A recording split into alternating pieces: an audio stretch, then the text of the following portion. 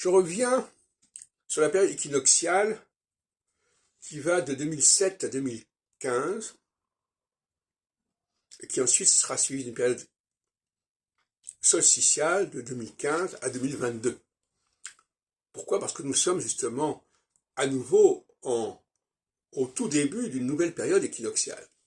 Donc ce qui s'est passé en 2007-2008, 15 ans plus tôt, parce qu'avec tout est une question de 15 ans, pour retrouver des choses qui sont récurrentes, nous intéresse.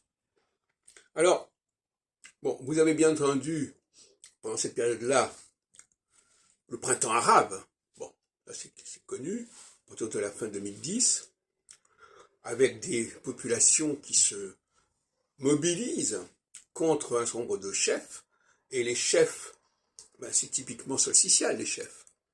On pense que le peuple n'a pas besoin des chefs. On peut se passer des chefs. Ce qui est d'ailleurs le cas en phase équinoxiale, où justement on a besoin de chefs. Mais en phase solsticiale, au contraire, c'est le retour des chefs.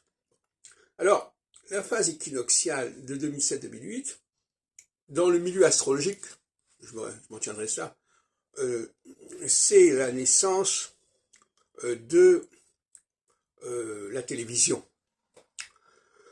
Mais c'est une télévision qui n'est pas du tout centrée sur Paris. Absolument pas. C'est une télévision où l'on va en province, on se déplace, on fait jouer un certain nombre de responsables locaux, et c'est exactement ce qui s'est passé en 2007, 2008, 2009, etc., 2011. C'est-à-dire qu'il y a une décentralisation.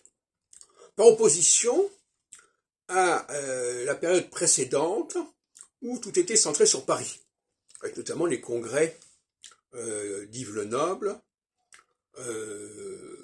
qui n'attachaient pas d'importance au déplacement vers la province.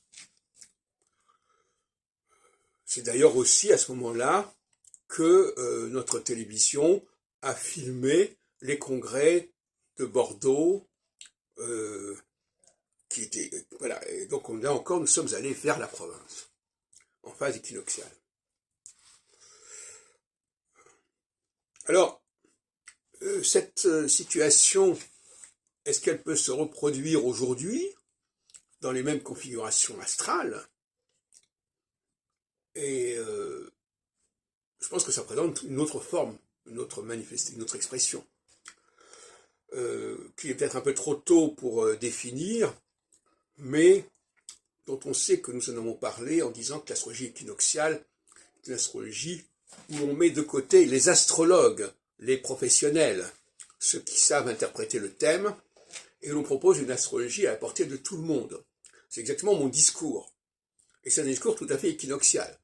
C'est pour ça que je disais l'autre jour, dans un texte, que le temps de la période de l'astrologie autour du thème astral décrypté par un astrologue omniscient est révolu pour l'instant, jusque la période, pendant 7 ans, donc jusqu'en 2029, etc.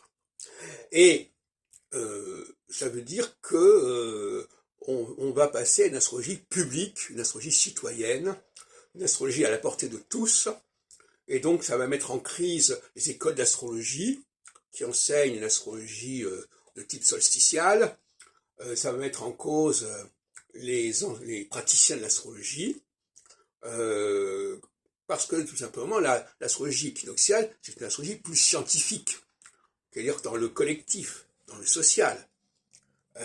C'est pas une astrologie de l'individu à la Rudyard, etc.